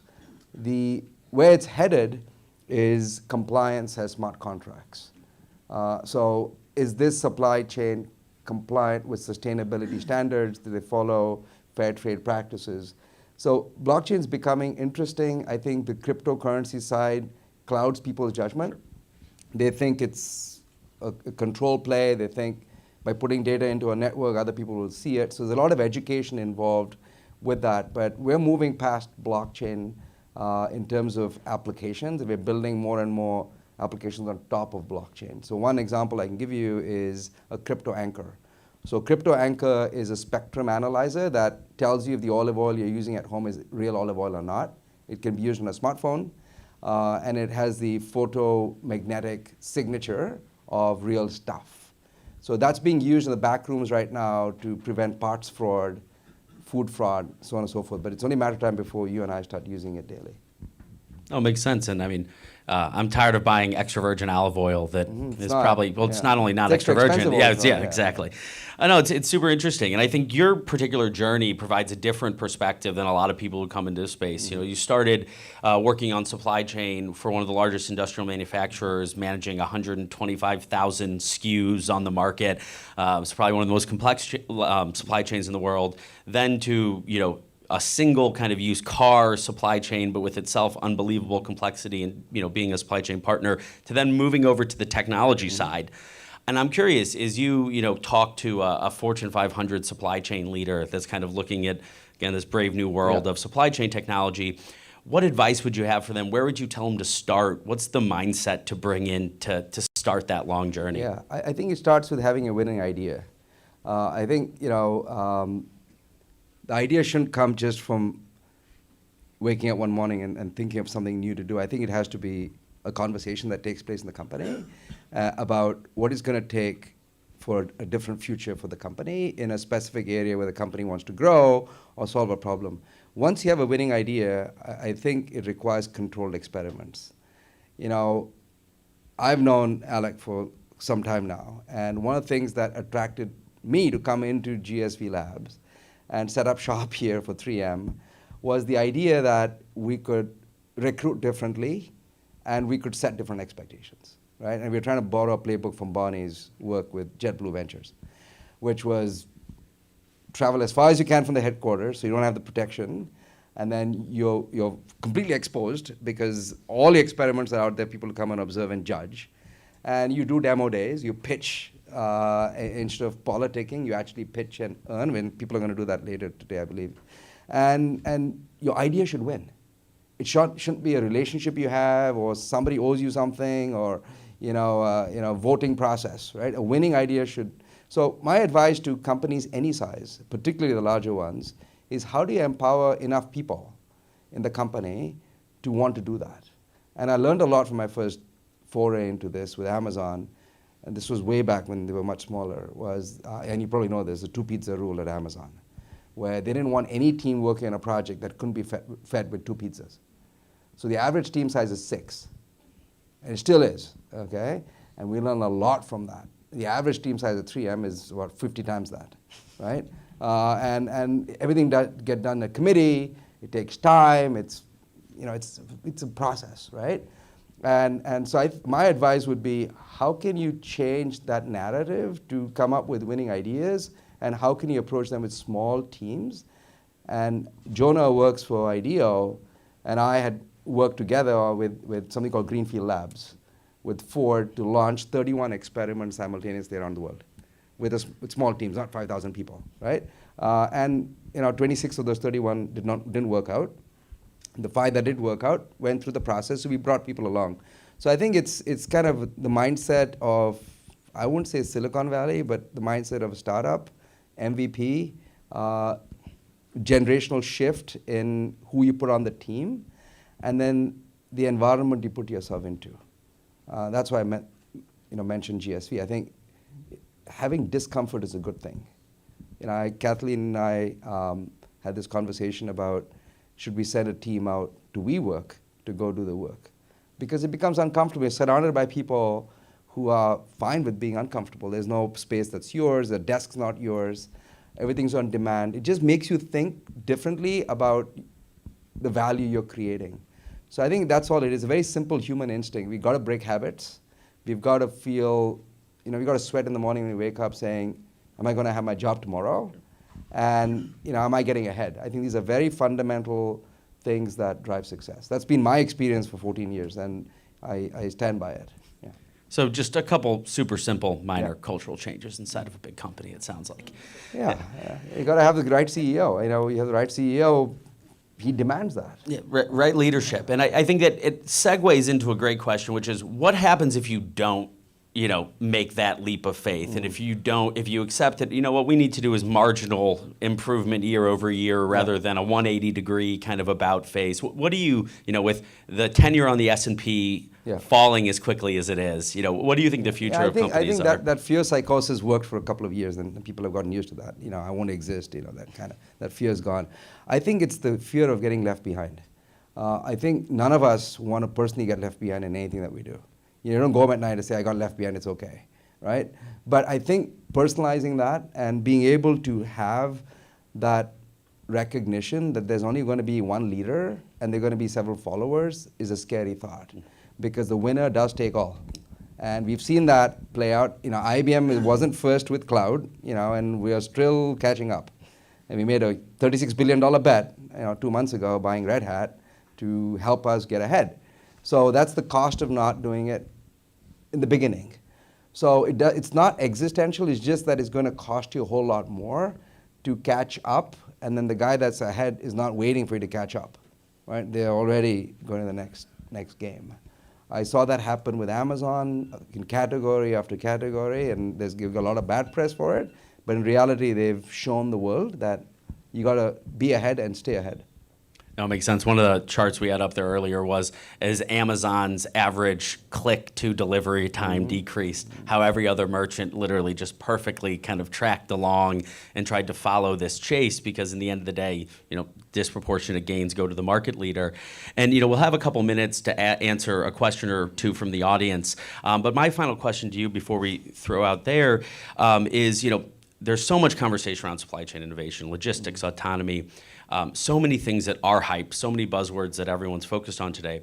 What's one thing that people aren't, spending all their time talking about and focusing about today, but you think a year from now is actually going to be a huge growth opportunity or something that people are trying to wrap their head around? I think visual computing is very early days. I think the ability to automate at scale by using vision computing in supply chain is massive.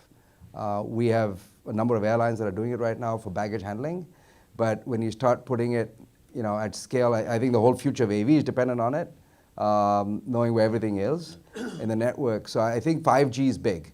I think if you haven't paid attention to 5G as a disruptive business platform, that's dangerous, because it allows you to stream at phenomenal rates, which allows real-time vision computing outcomes, which is massively transformational. So retinal scanning can be real time, biometric scanning can be in real time. You and I can get through the airport in no time because you'll be scanned whether you like it or not, and the system will decide whether you go or not go. Today, the number of transactions required to get through that is just unbelievable. So the simple use case is there's no driver behind the autonomous vehicle. He can't decide whether you should get in or not. Something's going to decide to open that door and let you in, and that's not going to be based on how it feels about you. It's going to be some scanning that takes place. So I think the first iteration of that will be vision computing. There are going to be many things after that, sensing computing and those kind of a little further out, but this is within 5 years. Wonderful. And Raj, thank you so much for answering my questions. We have a couple minutes left. If there are any questions from the audience we'd like to get out there, someone from our team will run over with a microphone.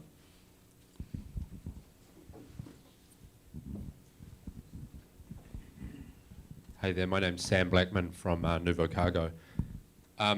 Thanks for that, Raj. I want to hark back to an earlier point you made about the importance of transparency and visibility in the supply chain.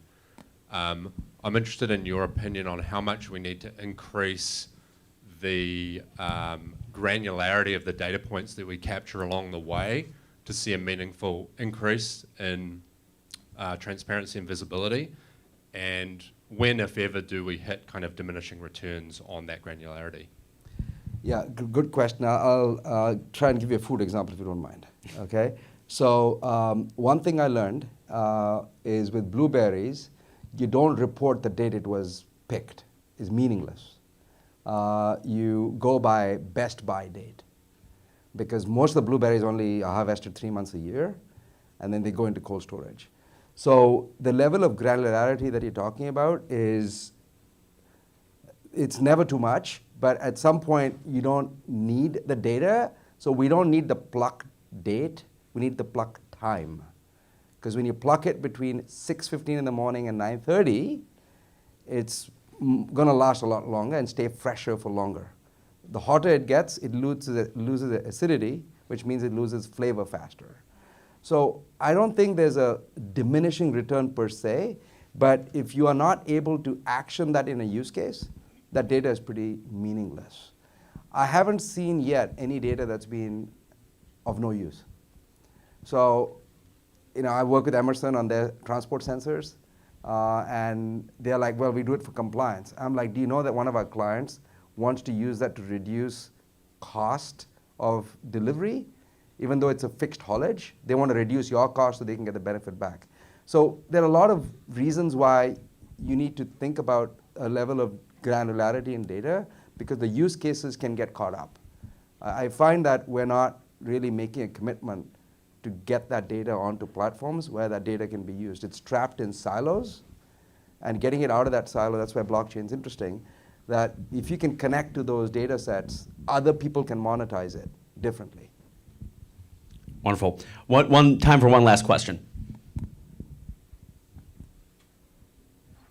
I'm Jerry Sessler from SDMR Advisory Services. I work a lot in healthcare, and they face a lot of the same issues of verifiability in their supply chain that you're talking about with food, pharmaceuticals, et cetera. And what you talked about the verifiability of the items themselves. What I'm curious about is the cybersecurity of the safety of the food, right?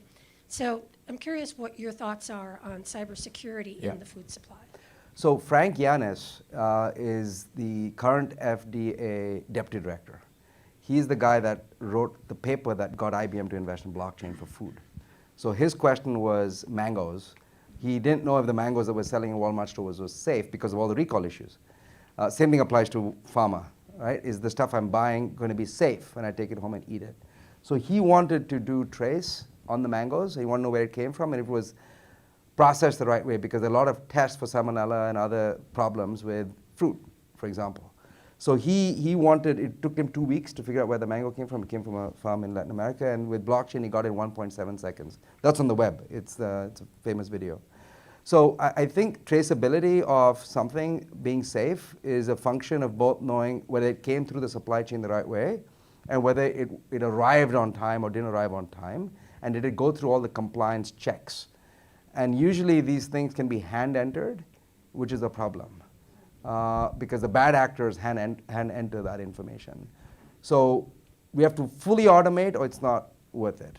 Pharma is leading that right now. So FDA is working with USDA to mandate that rigor more and more for trace and recall first, and then eventually for full provenance. Right. Perfect. Raj, thank you so much for your time and really appreciate the perspective today. No problem. Thank you.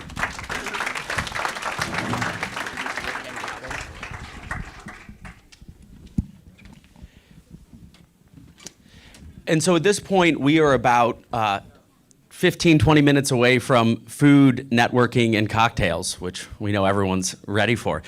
We've got 4 presentations from some emerging startup founders right now to share their perspective on how the work they're doing is transforming the supply chain and logistics innovation space. We're going to be a little bit sloppy and have them present up here with chairs on so that you don't have to deal with another stage transition. But we'll introduce them one at a time, and each one will have a couple minutes to go and share what they're working on. First and foremost, really excited to announce the CEO of Throughput. You just leave it, yeah. Do you want to take the chairs off or just go up there? Go for it. All right. The chairs are staying with me, so. Well, I don't have any pitch deck, so thanks for having me here. My name is Ali Raza, and I'm the CEO of Throughput. We were just voted the most disruptive startup at Stanford a couple of weeks ago, so thank you for that. We're a pretty interesting company. We eliminate bottlenecks across the globe in the $35 trillion supply chain. Our footprint now extends from the largest canals to stuff that ends up on the Mars rover. So it's an exciting time for Throughput, and it's a big problem. Most people don't know this, but bottlenecks actually disrupt all operations, and they're the highest recurring costs within any organization. Not only do they lead to cost leakage, but they also prevent growth. So if you don't solve your bottlenecks, you're kind of stuck, right?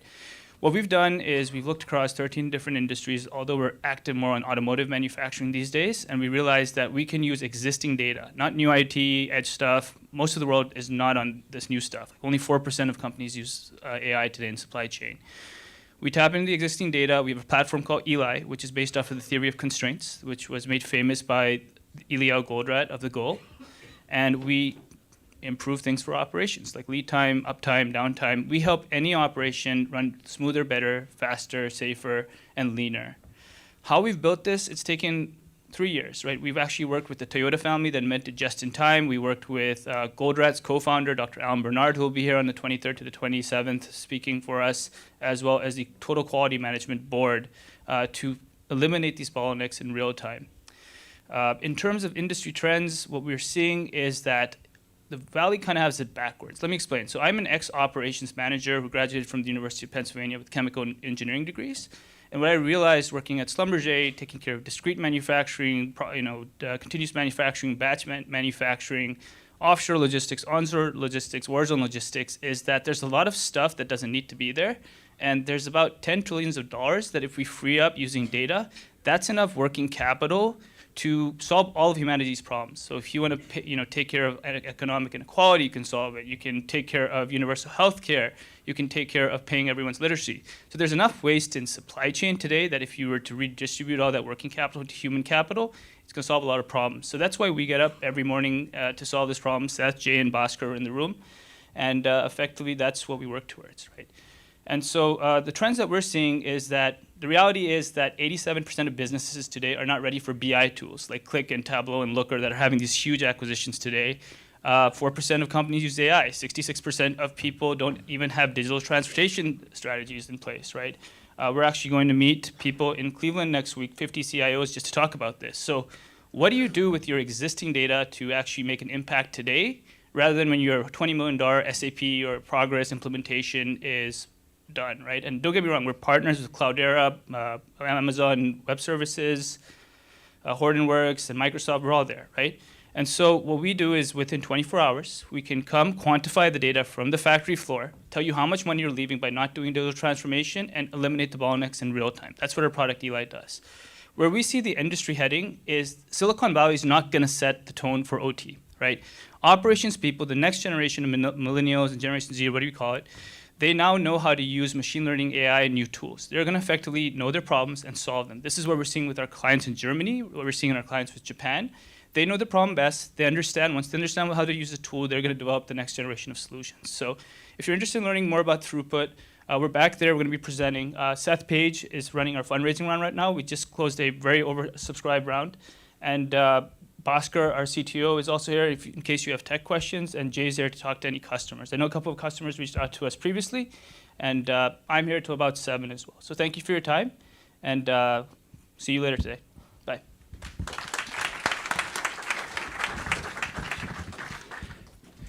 Thank you, Ali. Next, it's my pleasure to introduce Russell Jones, the CEO of Cargo Chief. Thank you very much. Hey, everybody. Great to be here today. Awesome conversations here for sure. So what Cargo Chief does is we help out brokers, freight brokers. There's thousands of them, tens of thousands of them if you got other types of 3PL. And the problems that they have is that each broker is trying to figure out which of the hundreds of thousands of trucking companies they should work with their next load. And they have no idea which trucking company to work with, and their digital freight brokerage matching or digital brokerage is just starting to happen. It's like 0.2%. It's being reported. On the other side, you have all these trucking carriers. They're running empty something like 15 or 25, 30% of the time, and they have no idea which of the thousands of brokers is going to give them their next load and what they should do. And they're tiny and they're small. Most of them aren't using a computer even to keep track of their business, using a whiteboard and an Excel spreadsheet. So a lot of problems, and all this lack of data and connectivity is hindering their growth. So Cargo Chief has an unparalleled array of integration technologies that enable any size trucking company to seamlessly share its capacity information, available trucks, with our platform, and then we aggregate that together and present that to our customer either through an API, our website, or into into their transportation management system. So if it's a large trucking carrier, we'll do an API, an EDI, flat file table integration, a direct integration into their TMS, their transportation management system. If it's a smaller carrier where the majority of trucks are, we'll scrape their Google Sheet. We have our own TMS called Trax that's for free. We're leaning towards our partnership with Ascend, the largest TMS for small carriers.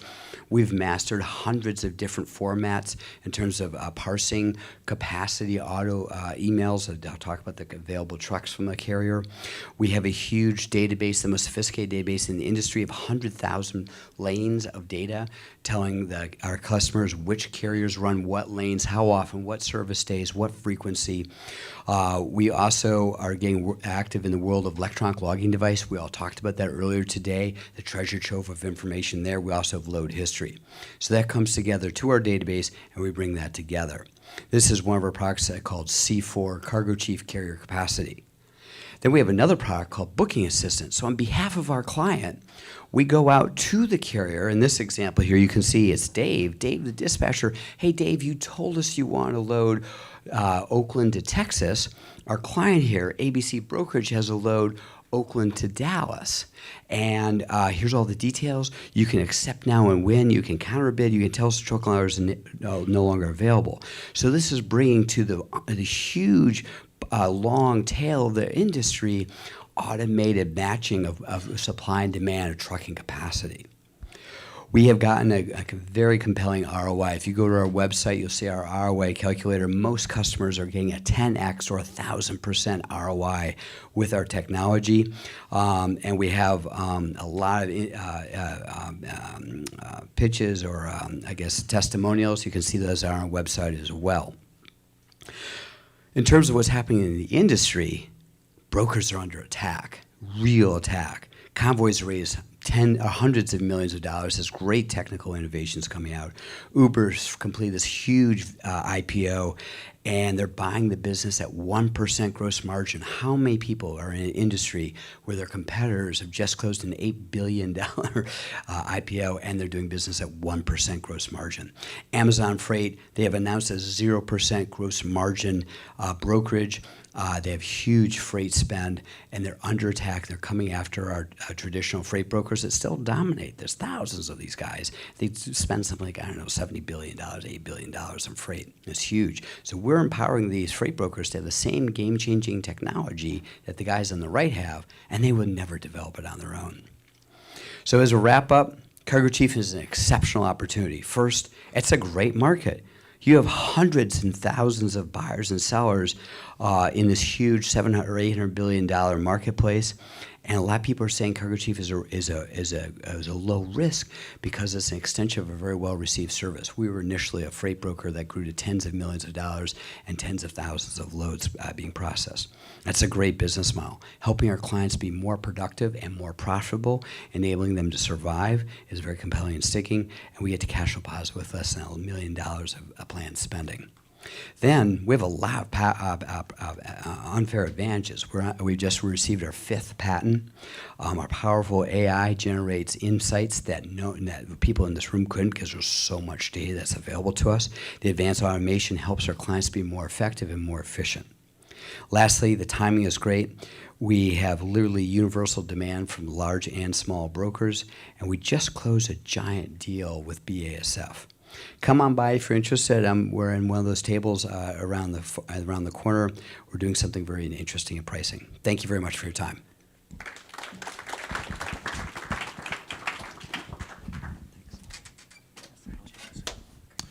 Thank you very much, Russell. Our next presentation is from Jay Lee of Stradio.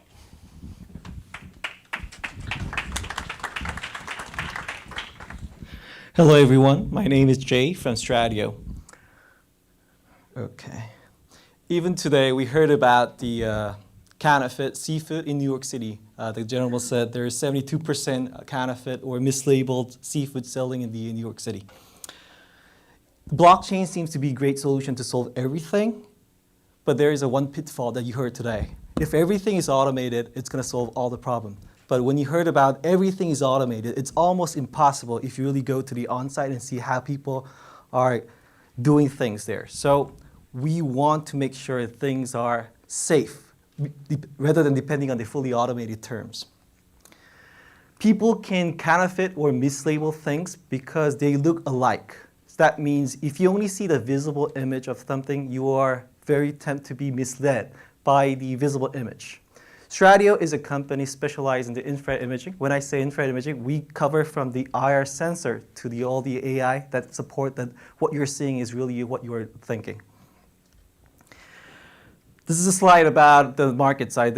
Some people say there's $1 trillion being counterfeit product being sold around the international, and less than 2% are being inspected. So that means it's really a big market, right? At Stradio, we invented 2 products. The first one is called LinkSquare Portable Spectroscopy. When you scan one spot or some area, we guarantee that this is what you're looking at because we not only see the visible light, but we also see the infrared light. This is already a well-selling product, and people are using it for their scientific research, or also to guarantee that the thing they're looking at is the real one. While we're talking to a lot of customers, they said it's a very good product, it's really working well, but we're not only looking at the one spot of something. I want to see the bulk of the material. So currently we're working on the Beyond Sense. This is almost like a camera, but it's not really a camera. It's called SWIR camera. With this, you can actually see what you're seeing is what really that is, because we can see some sort of chemical bonding perspective. So with these things, of course, you can do fluid analysis. You can see whether the metal you're looking is true or false. Recently, Stradio also awarded the Air Force SBIR because we think we can see whether the paint the corrosion under the paint could be you have to repaint the aircraft or something like that. Because of that, we are recent awardee of Air Force SBIR recently. Anyway, with this, we think we can reduce the cost dramatically around the world because we can fight the counterfeit products. The thing I really want to emphasize today is infrared image can do a lot of things, but I just want to focus on the labeling. If you go out there, you can see 1D barcode, 2D QR code, invisible ink, and a lot of things that people are trying to label the product so that they can make sure that this is the one they're really buying. But if you see the analysis of this chart, there 1 or 2 things are missing for each solution. What we're trying to present today, if you go to the table in the back there, we're presenting 3D QR code. What that means is even with your naked eye, you only see one QR code, or you don't see the QR code at all. But with our camera, you see multiple layers of QR code. That means people cannot easily steal the QR code from you and make sure that this is produced by you only. This is possible because we're not only the provider of the sensor, but we also provide the ink as well. So combining the ink and the SWIR camera, you can guarantee that this is your product. We've been talking to this, and we have demoed this to a lot of people, and a lot of people show that they probably want to install this because this is also a very cheap solution for most of the packaging. Some people say anti-counterfeit packaging market size is about $3 to $4 billion. but this is very conservative estimation, so we believe it's going to be much bigger, and it's going to be bigger and bigger every day with the right technology, which is what we provide. Thank you very much.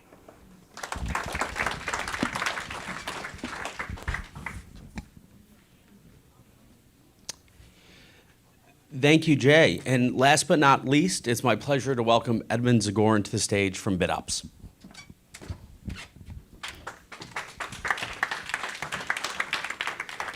Hey, folks. I know that I'm the last speaker between y'all and some good food and drink, so I'll keep my remarks relatively brief. BitOps operates in one of the most boring and difficult areas of business today, the wonderful world of procurement and supply chain.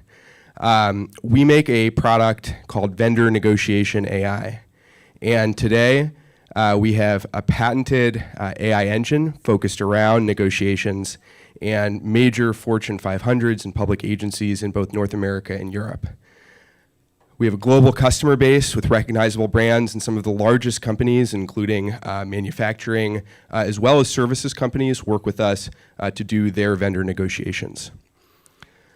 But I want to take a step back. Has anyone here ever participated in an RFP or RFQ? If you have, raise your hands. Okay, keep them raised if you enjoyed it. Right, it's a terrible process. It's an incredibly bad customer experience, consistently super low NPS. And the reasons for why this is true are actually relatively simple from the procurement side of the table. There are too many vendors. It's really hard to know which vendors are the right vendors. There are a lot of requirements. Sometimes those requirements conflict. And if you're a strategic sourcing manager and you're running a whole team, there are a lot of opportunities to create value in the company, and it's kind of tough to know where to start. But imagine just for a second that you're brand new to strategic sourcing. You've never done it before, and you're approaching this problem kind of with a fresh mind. Does it really make sense to ask strangers to guess what your most desirable offer should be? Isn't there something fundamentally wrong with the process of vendor negotiations in that we ask people to submit quotes over and over again until someone guesses what's close to what we want? And this is really where BitOps comes in. So we leverage a core insight. We use AI to coach vendors what they should offer you. We use historical transaction data about both you and them, and we leverage a core psychological insight that's been studied by the Harvard Negotiation Project, surveying data of over 40 years of business negotiations, which is that whoever goes first has a fundamental advantage in any negotiation due to a psychological effect known as anchoring. Now, we know that the coaching works because we use a type of AI known as behavioral analytics. This is the same type of AI that companies that sell you airline flights use when the prices go a little bit up and down, depending on how many people are offering to buy a flight or buy a seat at the same time. These use fundamental studies in a revolution of human psychology that are common to popular psychology literature, if you're familiar with Malcolm Gladwell or some of the books listed here, that human perception is fundamentally irrational. And this is the same fundamental technology that drives viral growth and allows social media companies to monetize content. So we just asked, why not take some of these insights and apply them to procurement, apply them to vendor negotiations? And so the first time that BASF did a negotiation for screws and fasteners, which is a real meat and potatoes, MRO, maintenance, repair, and operations categories, they saved over close to $600,000 in under 60 minutes. And this was not a category that they were able to negotiate previously because they had over 5,000 line items and 8 vendors, and it was very difficult to compare all of these line items because the vendors were all bidding on different parts. And so just the process of offering that price at the beginning and coaching the vendors through it allowed them to negotiate this category for the first time.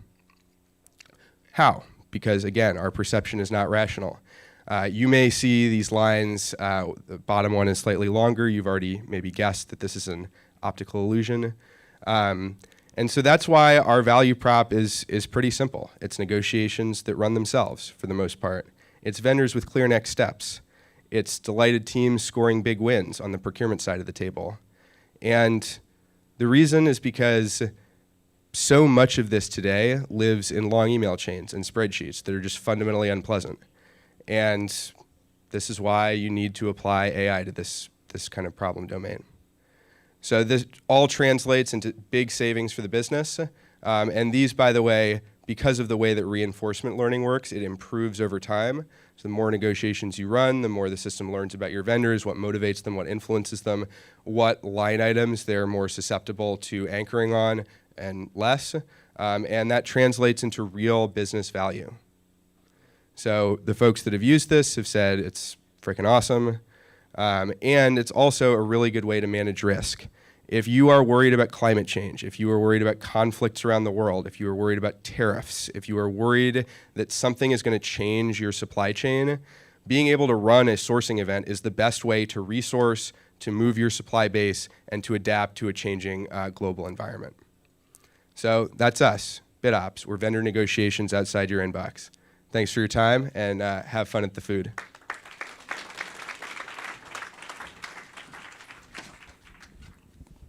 Thank you so much, Edmund. And thank you, all of you who stuck with us today.